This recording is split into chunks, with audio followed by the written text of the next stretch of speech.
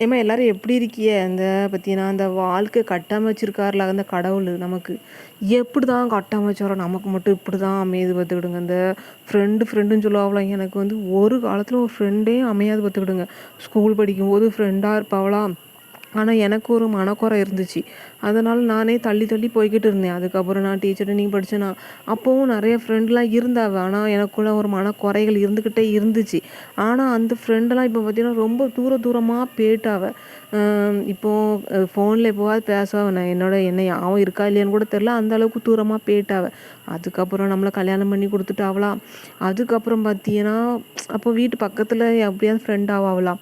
அப்போ எனக்கு அந்த மனக்குறை இல்ல. ஆனா ஃப்ரெண்ட் ஆவறதுக்கு அ எல்லாரையும் நல்லா தெரியும். ஆனா ஃப்ரெண்ட் ஆவறதுக்கு ரொம்ப லேட் ஆயிட்டு ஒரே ஒரு அக்கா தான் ஃப்ரெண்ட் ஆனவ. இந்த மனக்குறைங்கேம்ல அது என்ன மனக்குறைன்னு ஒரு நாளைக்கு சொல்லுதேன். அந்த விரிவா வீடியோ போடுவோம்ல, அப்போ நான் கரெக்ட்டா சொல்லுதேன். ஏன்னா இப்போ வந்து அது சொல்லலைல. அப்போ வந்து ஒரே ஒரு அக்கா தான் ஃப்ரெண்ட் ஆனாவளா. அப்போ பார்த்தீங்கன்னா, கரெக்ட்டா நான் வீடு காலி பண்ண வேண்டிய சூழ்நிலை வந்துச்சு.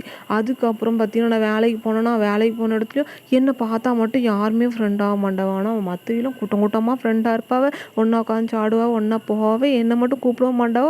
என் கூட வந்து பேசுறது கொஞ்சம் டிஸ்டன்ஸ் மெயின்டெயின் பண்ணிக்கிட்டே இருப்பாவ. அது ஏன்னே தெரியல. நான் என்னதான் என் மேல என்ன குத்தம் இருக்குன்னு எனக்கு சுத்தமா தெரியல. அதுக்கப்புறம் பார்த்தீங்கன்னா, ஒரு அக்கா எங்க வீட்டு பக்கத்துல ஃப்ரெண்ட் ஆனாவ. ஆனா அவிய என்னதான் குறை கண்டுபிடிச்சாவளோ என்கிட்ட தெரியல. தன்னாலேயே பேசுறதே நிறுத்திட்டாவ. நானும் யோசித்து இப்போ வரைக்கும் யோசித்து பார்க்கேன். நம்ம அப்படி என்னதான் தப்பு செஞ்சோம்? நம்ம மேல என்ன தப்பு இருக்கு? ஒண்ணும் தெரியலையே!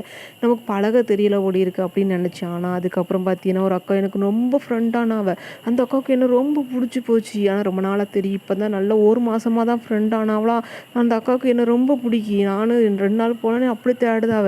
எனக்கே தெரிஞ்சு போச்சு நம்மள இந்த அக்காவுக்கு ரொம்ப பிடிச்சிருக்கு. வேற யாருக்குமே பிடிக்காது. இந்த அக்காவுக்கு மட்டும் தான் நம்மள பிடிச்சிருக்கு அப்படின்னு நினைச்சுக்கிட்டு இருந்தேனா, ஆனா என்ன ஒரு சோகம் தெரியுமா? அந்த அக்கா இப்ப வீடு காலி பண்ணுதாவ. என்ன இது நமக்கு ஒண்ணு ஃப்ரெண்ட் கிடைக்க மாட்டேக்கு. ஃப்ரெண்ட் கிடைச்சாவனா, ஒண்ணு அவிய தள்ளி போயிருதாவ, இல்லன்னா நான் தள்ளி போயிருதேன். அப்ப ஃப்ரெண்ட தக்க வச்சுக்கிறதுக்கு எனக்கு தெரியலையா?